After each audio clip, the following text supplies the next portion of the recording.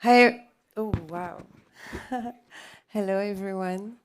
Thanks for being here. So, the talk is titled Economics of Freedom, and the summary you just heard may be a little bit far from the content that I'm going to give you, but I hope you enjoy it. It's 10 minutes. Come talk to me about it later. If you like, I would love to continue this conversation. So, I want to talk about freedom, and then I got confused for like over a month about what is freedom. I was like, how can I define it so we're like on the same level and we can continue this conversation? And I wondered, what is freedom? And I've been asking a lot of people about what is freedom, and some say, oh, economic freedom is freedom, freedom of expression, freedom of thought, freedom of beliefs. Liberté, égalité, fraternité, like that is freedom. Freedom is a stadium in Iran. It's a monument to in Tehran. Freedom. There is a ride-sharing app here that I use that is called Free. Freedom is maybe being the subject rather than the object, right? It's being sovereign. It's having agency, making decision. But that is Western freedom. What is Eastern freedom? What is indigenous freedom? What is freedom in the past? Was there even a notion of freedom? Is there going to be freedom in the future? Are we free? Am I free right now? Was I ever? Will I be?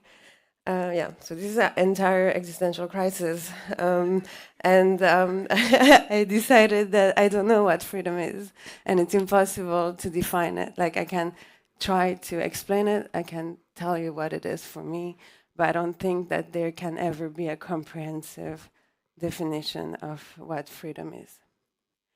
And to me, freedom is a feeling. And I think I know inherently what is this thing I desire that I call freedom. And I think everyone does, like it's within everyone. It's the same thing as love, like you cannot explain it really fully, but we all know it and we all kind of desire it and value it and appreciate it. And I encounter freedom in what I call pockets of freedom. So these like moments in time and space where I feel free all of a sudden. So whether your mind is free, whether your body is free, it can be anything. It can be just being at home. It can be being in a club in Berlin, which is free compared to baseline reality. It's any moment where you step out of this baseline, of this like social, cultural norms in which we're usually navigating, and into something outside of it. And for me, these pockets of freedom are extremely important.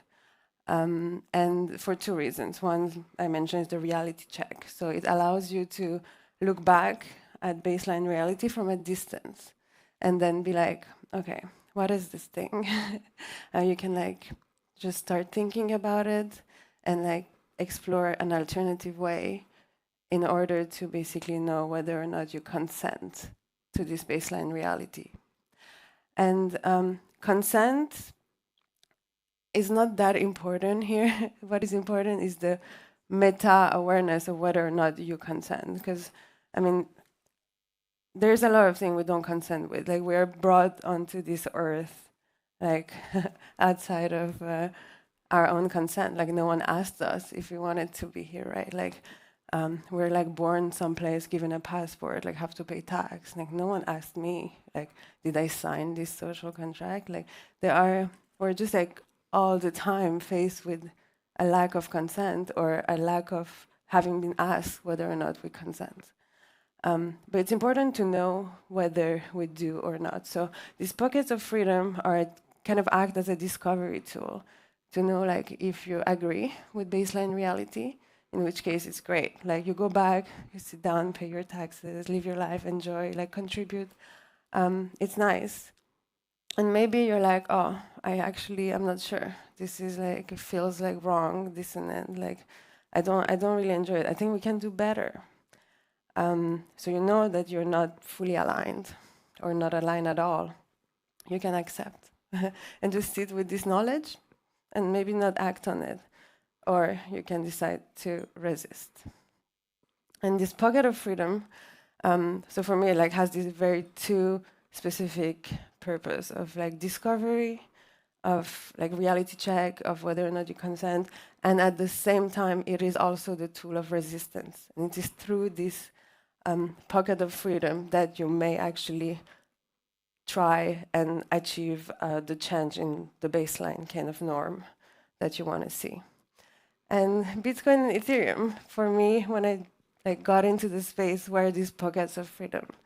And I'm talking here about my own personal experience, and I hope others like can relate or will actually reality check my vision. But I have a hard time defining these technologies for everyone. So I don't think that there is one way of approaching these technologies, but this is like the way I approached it, or it approached me, and it was as a pocket of freedom.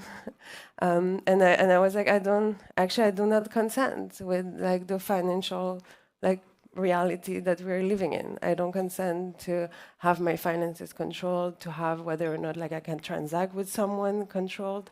I don't consent to a lot of things regarding this baseline reality, and then Bitcoin offered this freedom from it.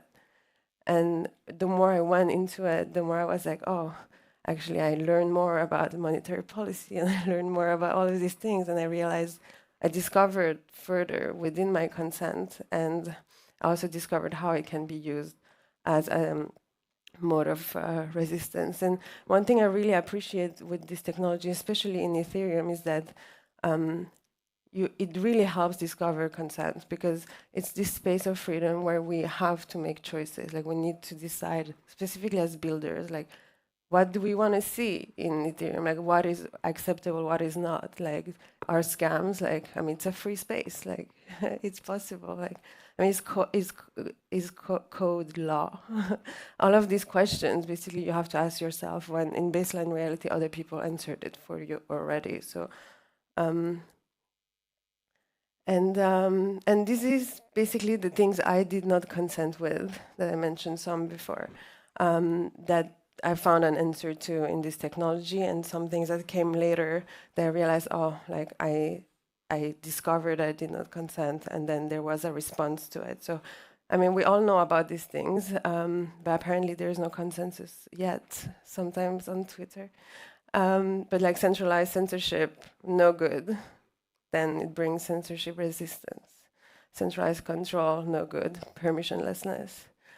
Surveillance, that came later a little bit, like when the technology started becoming really controlled and surveilled, and a lot of data was gathered, then there were privacy solutions that were brought. I don't want to trust anyone that tells me that these things exist, so you can actually audit, like see the code. It's decentralized. I did not consent with the exclusivity mindset of baseline reality. Like if you have this passport, you can interact with me. If you don't, like you're like cut off from the financial system. And within this technology, I found an aligned community who also does not consent to this. And this is one of the most maybe valuable points beside the technology itself that was brought in this pocket of freedom. And later I realized that I don't agree with the abstraction of the means of production of the technology. So if you're building a tool, and if the tool is great and meets all of the other criteria, but if you're doing it in a not very nice way, I don't like it. It's like, you know, as if you're creating a pocket of freedom in physical life. Like, it's maybe not a good example, but very like local.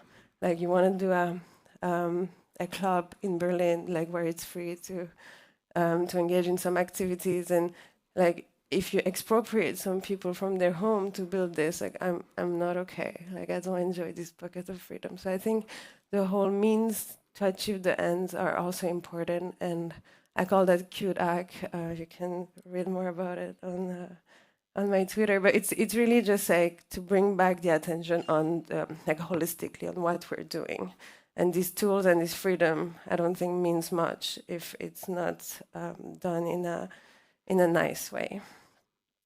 So all of these criteria, they are personal to me, but I feel like they're also kind of basic. If they're not there, then what happens? Like this pocket of freedom is not really a pocket of freedom anymore. So can I use it to reality check? Not really, because it blends with reality. With baseline reality, can I use it to resist? Well, not really if it's like censored, right? So if any of these things disappear, and we see it often discussed, like people are trying to like make Ethereum more efficient or like cheaper, faster, and like compromise on some of these principles.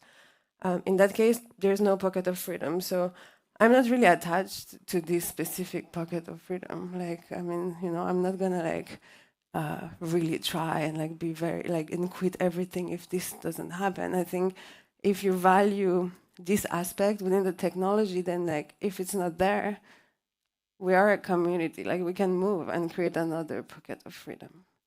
And I feel like this is also a great leverage that we have to make this happen. Voilà, I'm over time. Thank you, everyone.